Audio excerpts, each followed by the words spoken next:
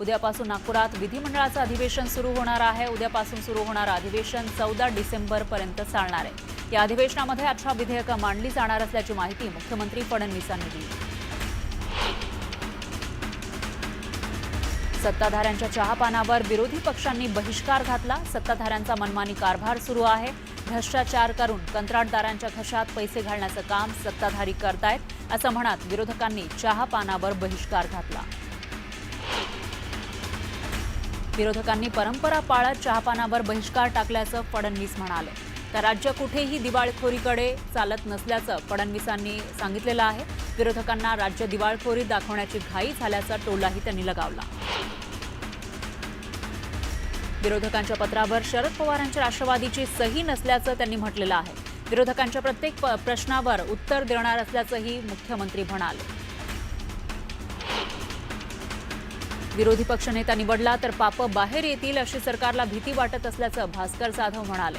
तर पाशवी बहुमतामुळेच सरकारची मुजोरी सुरू आहे असा आरोप त्यांनी केला। विरोधी पक्षनेत्याचा निर्णय विधानसभा अध्यक्षांचा असल्याचं मुख्यमंत्री फडणवीसांनी म्हटलंय। आताचा विरोधी पक्ष दिशाहीन असल्याचा टोलाही त्यांनी लगावला। अधिवेशनात 18 विधेयकं मांडली जाणार असल्याची माहिती मुख्यमंत्र्यांनी दिली। संख्या कमवा आणि विरोधी पक्षनेतेपद मिळवा असं म्हणत विरोधी पक्षनेतेपदाच्या मागणीवरून शिंदेंनी विरोधकांना टोला लगावला। तर विरोधी पक्षनेतेपदासाठी न भांडता जनतेचे प्रश्न मांडण्याचं आवाहन त्यांनी विरोधकांना केलं।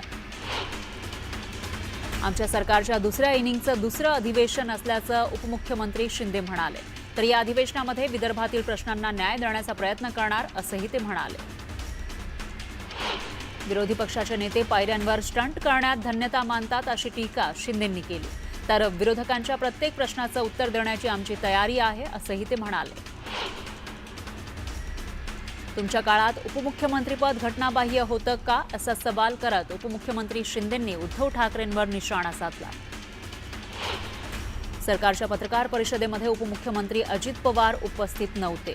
अजित पवार पुण्यात असल्याचं फडणवीसांनी सांगितलं। दरम्यान अजित पवार पत्रकार परिषदेमध्ये उपस्थित नसल्यानं चर्चांना उधाण आलं।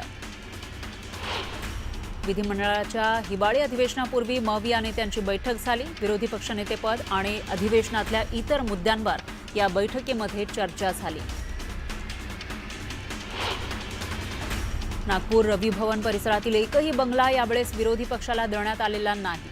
दोन्ही सभागृहाला विरोधी पक्षनेते नसल्यानं रवी भवन इथं कॉटेज विरोधी पक्षाला देण्यात आलेला नाहीये। दरवर्षी रवी भवन इथला 22 आणि 23 नंबरचा बंगला विधानसभा आणि विधान परिषद विरोधी पक्षनेत्याला दिला जायचा।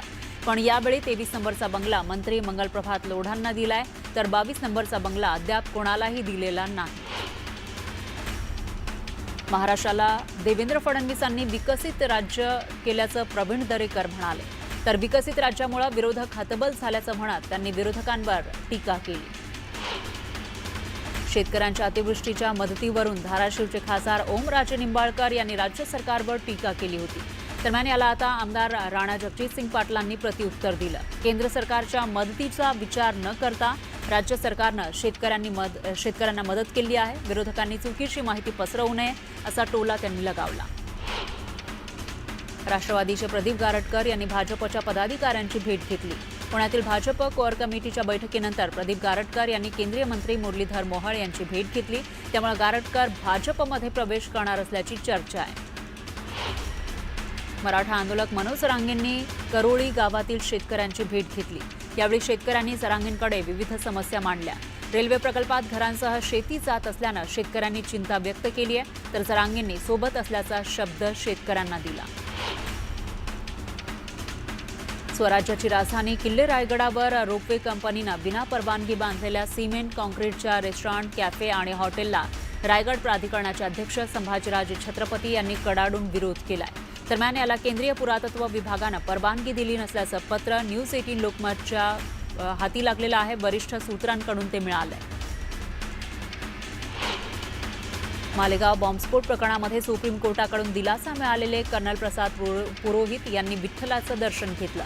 पंढरपुरातील हिंदुत्ववादी संघटनेकडून कर्नल प्रसाद पुरोहित यांचा सन्मान करण्यात आला। अकलूजमध्ये नगर परिषद निवडणुकीनंतर नगराध्यक्षपदासाठी बुलेटची पैज लागली।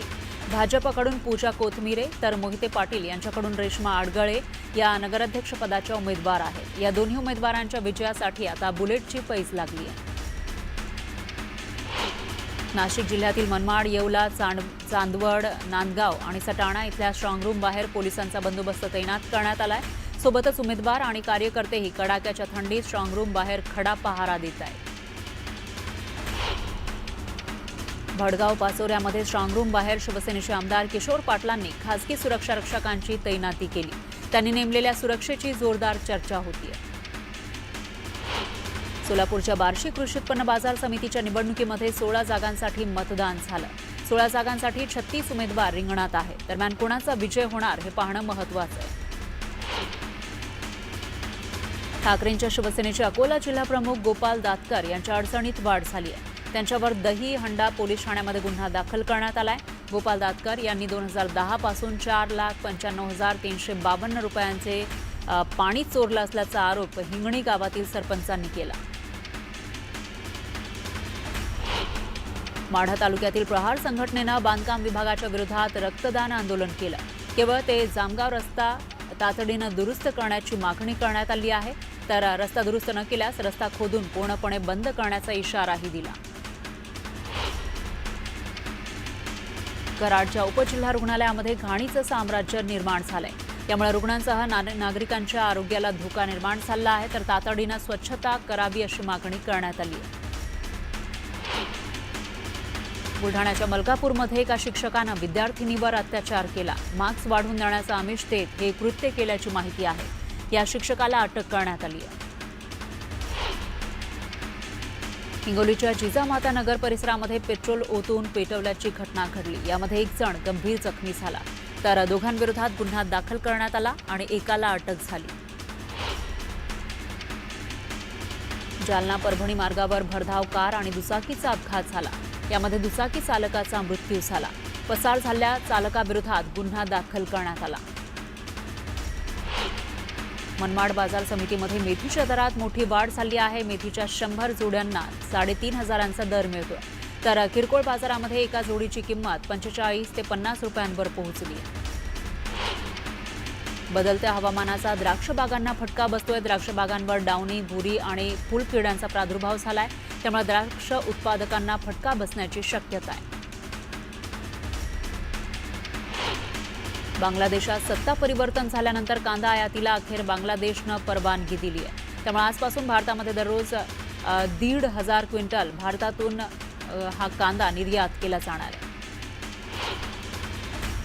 पुणे नाशिक रेल्वे मार्गाला GMRTकडून अडसर निर्माण झाला आहे. मूळ लोहमार्ग पूर्णपणे रद्द करून नवीन लोहमार्गाला केंद्र सरकारनं मंजुरी दिली आहे. त्यामुळे GMRT प्रकल्पाबाबत स्थानिकांनी नाराजी व्यक्त केली.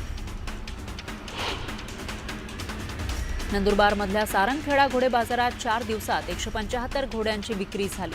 यातून 85 लाखांपेक्षा जास्तची उलाढाल झाली आहे. सारंगखेड्याच्या बाजारात मध्य प्रदेश, राजस्थान, उत्तर प्रदेश, पंजाब, हरियाणा, गुजरात आणि महाराष्ट्र अशा विविध प्रांतांमधून खरेदी विक्रीसाठी दरवर्षी 3,000 पेक्षा जास्त अश्व दाखल होतात.